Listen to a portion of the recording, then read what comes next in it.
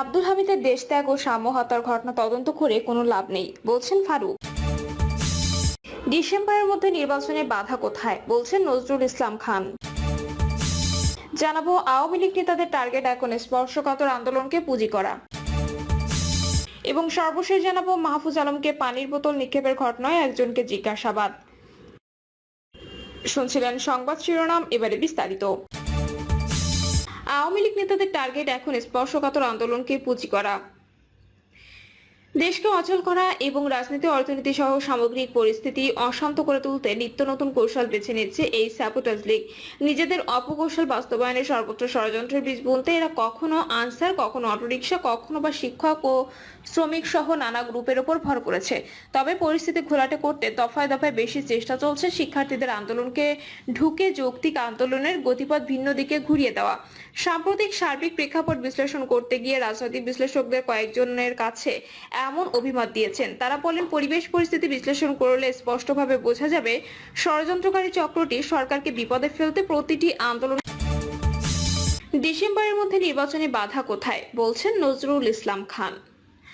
আগামী জুন বা জুলাইয়ের মধ্যে ঐকমত্যে পৌঁছানো সম্ভব হলে ডিসেম্বরের মধ্যে নির্বাচন বাধা কোথায়, অন্তর্বর্তী সরকারকে উদ্দেশ্য করে এমন প্রশ্ন করেছেন বিএনপির স্থায়ী কমিটির সদস্য নজরুল ইসলাম খান। নজরুল ইসলাম খান বলেন, একটি দেশের সামাজিক, অর্থনৈতিক, রাজনৈতিক অস্থিরতা থাকে, তা মোকাবেলা ও সমাধানের জন্য রাজনৈতিক সরকারের বিকল্প নেই। অন্তর্বর্তী সরকার বিষয়টি বোঝে, কিন্তু তাদেরকে নানাভাবে প্রভাবিত করার চেষ্টা হচ্ছে। তিনি আরো বলেন, বিএনপি পরিপূর্ণ সংস্কারের পক্ষে, তবে সংস্কার একেবারে শেষ করার বিষয় নয়, এটি অংশীজনদের মতামতের ভিত্তিতে একটি প্রক্রিয়ার মধ্যে হবে। সংস্কারের বিষয়ে বিএনপি সহ বিভিন্ন রাজনৈতিক দল প্রস্তাব দিয়েছে। আগামী জুন বা জুলাইয়ের মধ্যে ঐকমত্যে পৌঁছানো সম্ভব হলে ডিসেম্বরের মধ্যে নির্বাচনে বাধা কোথায়, এ সময় কাউকে সুযোগ দিতেই নির্বাচন পেছানো হচ্ছে কিনা এমন প্রশ্ন তো তোলেন তিনি।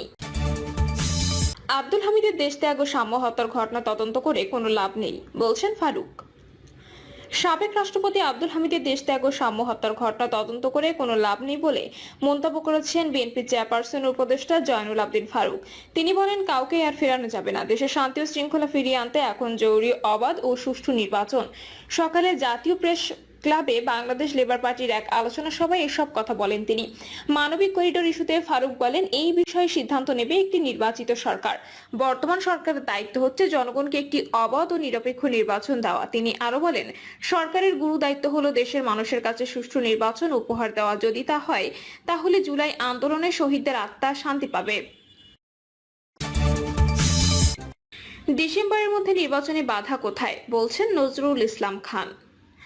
আগামী জুন বা জুলাইয়ের মধ্যে ঐকমত্যে পৌঁছানো সম্ভব হলে ডিসেম্বরের মধ্যে নির্বাচন বাধা কোথায়, অন্তর্বর্তী সরকারকে উদ্দেশ্য করে এমন প্রশ্ন করেছেন বিএনপির স্থায়ী কমিটির সদস্য নজরুল ইসলাম খান।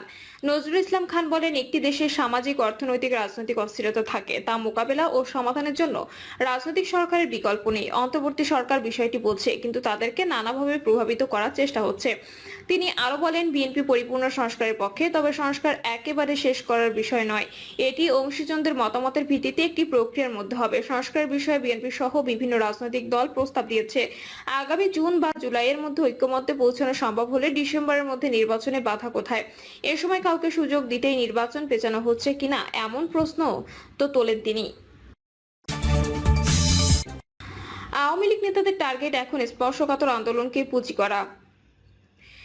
দেশকে অচল করা এবং রাজনীতি অর্থনীতি সহ সামগ্রিক পরিস্থিতি অশান্ত করে তুলতে নিত্য নতুন কৌশল বেছে নিচ্ছে এই স্যাবোটাজ লীগ। নিজেদের অপকৌশল বাস্তবায়নের সর্বত্র ষড়যন্ত্রের বীজ বুনতে এরা কখনো আনসার, কখনো অটোরিকশা, কখনো বা শিক্ষক ও শ্রমিক সহ নানা গ্রুপের ওপর ভর করেছে। তবে পরিস্থিতি ঘোলাটে করতে দফায় দফায় বেশি চেষ্টা চলছে শিক্ষার্থীদের আন্দোলনকে ঢুকে যৌক্তিক আন্দোলনের গতিপথ ভিন্ন দিকে ঘুরিয়ে দেওয়া।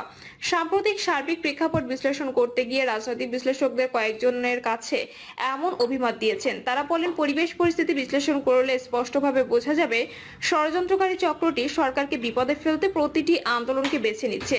আন্দোলনের যৌক্তিকতা থাকুক বা না থাকুক, তারা সেখানে কৌশলে তাদের লোকজনকে ঢুকিয়ে দিচ্ছে। উদ্দেশ্য সরকার বিরোধী বড় ধরনের বিক্ষোভের প্লট তৈরি করা। আর এক্ষেত্রে পলাতক আওয়ামী লীগের অন্যতম টার্গেট ছাত্রদের মতো স্পর্শকাতর আন্দোলনকে পুঁজি করা। অন্তর্বর্তী সরকারের গত 8 মাসের অসংখ্য আন্দোলনের গতিপথ পর্যালোচনায় এমন দৃশ্যপট বারবার ধরা পড়ছে। এই জন্য তারা মনে করছেন যেখানে আন্দোলন সেখানেই ফ্যাসিবাদের গোপন ছায়া। এজন্য সরকার সহ দেশপ্রেমী সবাইকে সজাগ ও সচেতন থাকতে হবে। বিশ্লেষকরা জানান, অন্তর্বর্তী সরকারের ভুল ভ্রান্তি থাকতে পারে, কিন্তু মনে রাখতে হবে এই সরকার ব্যর্থ হওয়ার মানেই গণ অভ্যুত্থান ব্যর্থ হওয়া। এ কারণে আন্দোলনের নামে মহল বিশেষ যেন লাশ ফেলার রাজনীতি সহ নাশকতামূলক কিছু ঘটাতে না পারে সে ব্যাপারে সরকারকেও সময় মতো প্রয়োজনীয় ব্যবস্থা গ্রহণ করতে হবে। পাশাপাশি কাঙ্ক্ষিত গণতন্ত্রের স্বার্থে প্রয়োজনীয় সংস্কার শেষে দেশকে নির্বাচনের পথে এগিয়ে নিতে সব পক্ষকে সচেষ্ট থাকতে হবে। এ প্রসঙ্গে গণতন্ত্র মঞ্চের অন্যতম শীর্ষ নেতা ও বিপ্লবী ওয়ার্কার্স পার্টির সাধারণ সম্পাদক সাইফুল হক বলেন, আওয়ামী লীগ ও তাদের সব সংগঠনের কার্যক্রম ইতিমধ্যে নিষিদ্ধ ঘোষণা করা হয়েছে। তারা এখন নিজেদের পরিচয় লুকিয়ে নানাভাবে অন্তর্ঘাতমূলক কর্মকাণ্ড চালাবে। দেশকে অচল করা এবং দেশের রাজনীতি, অর্থনীতি সহ সামগ্রিক পরিস্থিতি অশান্ত করে তুলতে নিত্য নতুন কৌশল নেবে, এটাই স্বাভাবিক। রাজনৈতিক বিশ্লেষকদের মতে কয়েকদিন ধরে ঢাকা রাজপথ ফের অশান্ত এবং উত্তপ্ত হয়ে উঠেছে। এর পেছনে মূলত পতিত আওয়ামী লীগের প্রত্যক্ষ পরোক্ষ মদদের খবর মিলছে। পর্দার আড়াল থেকে অর্থ, অস্ত্র, লোকবল সরবরাহ সহ নানাভাবে রসদ যোগাচ্ছে এই দলটি। বিশেষ করে দলীয় কর্মকাণ্ড নিষিদ্ধ হওয়ার পর আওয়ামী লীগের নেতাকর্মীরা নানা কায়দায় উস্কে দিচ্ছে আন্দোলনের মাঠ। এদের মূল লক্ষ্য নোবেলজয়ী ডক্টর মোহাম্মদ ইউনূসের নেতৃত্বাধীন বর্তমান অন্তর্বর্তীকালীন সরকারকে বেকায়দায় ফেলা, বিব্রত করা, ব্যর্থ প্রমাণিত করা এবং সাবোটাজ করে জনগণকে সরকারের বিরুদ্ধে খেপিয়ে তোলা। এছাড়া মব জাস্টিসের নামেও ষড়যন্ত্র হচ্ছে। দাবি আদায়ের নামে সরকারের উপর একের পর এক খরচের বোঝা চাপিয়ে দিতেও মহল বিশেষ পর্দার আড়ালে থেকে কলকাঠি নাড়ছে। সূত্র জানায়, আবাসন ব্যবস্থা নিশ্চিত সহ ৩ দফা দাবিতে জগন্নাথ বিশ্ববিদ্যালয়ের ছাত্র শিক্ষকদের কঠোর আন্দোলন থেকে অব্যাহত আছে। এর মধ্যে প্রথম দিন ছাত্রদের যৌক্তিক আন্দোলনের পুলিশ বেধড়ক লাঠিচার্জ করে পরিস্থিতিকে আরো উত্তপ্ত করে তুলেছে। যদিও সরকারের পক্ষ থেকে অভিযোগ করে বলা হয়েছে, আন্দোলনকারীরা সরকারের সঙ্গে আলোচনায় না বসে হঠাৎ এভাবে প্রধান উপদেষ্টার বাসভবন যমুনা ঘেরাও কর্মসূচি নিয়ে মাঠে নেমেছে। তবে রাতে তথ্য সম্প্রচার উপদেষ্টা মাহফুজ আলমের ওপর পানির বোতল নিক্ষেপের ঘটনা ভিন্ন কিছুর বার্তা দিচ্ছে। এই হামলার জন্য অনেকে একটি দলের ছাত্র সংগঠনের দিকে আঙুল তুলছে। তবে কেউ কেউ মনে করেন, যেহেতু অন্তর্বর্তী সরকার বেকায়দায় পড়লে সবচেয়ে বেশি খুশি হওয়ার কথা আওয়ামী লীগের, সেহেতু যে কোনো আন্দোলনে নেতৃত্ব দেওয়া ব্যক্তিদের এই বিষয়টিকে মাথায় নিতে কর্মসূচি দিতে হবে। নানাভাবে ফিল্টারিং করে আন্দোলন কর্মসূচি চালাতে হবে। এছাড়া পুলিশের বিষয়ে সরকারের বিশেষ সতর্কতা অবলম্বন করতে হবে। এ ধরনের পরিস্থিতি নিয়ন্ত্রণে পুলিশ সদস্যদের মাঠে নামানোর আগে তাদের প্রত্যেকের বিষয়ে ভালো করে খোঁজ খবর নিতে হবে। কেননা আওয়ামী লীগের 15.5 বছরে নিয়োগ পাওয়া বেশিরভাগ পুলিশ সদস্য তাদের দলের অনুসারী। এ প্রসঙ্গে গণফোরামের প্রেসিডিয়াম সদস্য অ্যাডভোকেট সুব্রত চৌধুরী বলেন, রাজনৈতিক দলগুলো প্রয়োজনীয় সংস্কার শেষ করে দ্রুত সময়ের মধ্যে নির্বাচন চেয়ে আসছে, কিন্তু নির্বাচন কবে হবে, সংস্কার কবে শেষ করে তা এখনো অস্পষ্ট। এই সুযোগ নিচ্ছে পরাজিত ফ্যাসিবাদ আওয়ামী লীগ। এছাড়া যারা একসময় ঐক্যবদ্ধভাবে শেখ হাসিনার বিদায় ঘণ্টা বাজিয়েছে তারাও এখন নানা ভাগে বিভক্ত। তাদের মধ্যে বিরতির বিষয়টি স্পষ্ট, যার সুযোগ নিচ্ছে আওয়ামী লীগ। এছাড়া আইন শৃঙ্খলা পরিস্থিতির অবনতি, নিত্য প্রয়োজনীয় দ্রব্যমূল্যের ফের ঊর্ধ্বগতি, মিয়ানমারকে করিডোর দেওয়ার অভিযোগ সহ বিভিন্ন ইস্যুতে মানুষের মধ্যে অসন্তোষ বিরাজ করছে। সব মিলিয়ে দেশে এক ধরনের ধোঁয়াটে গুমট পরিস্থিতি তৈরি হচ্ছে। ফলে এই সুযোগ তো আওয়ামী লীগ নিতে চাইবেই। তারা ছদ্মবেশে বিভিন্ন জায়গায় ঢুকে পড়ছে। এজন্য রাজপথের বেশিরভাগ আন্দোলন হঠাৎ করে উত্তপ্ত হয়ে উঠছে। সূত্র বলছে, ঢাকা বিশ্ববিদ্যালয়ের ছাত্রদল নেতা শাহরিয়ার আলম সাম্যকে মধ্যরাতে হত্যার পেছনে রয়েছে এই চক্র। এমন অভিযোগ এখন অনেকটা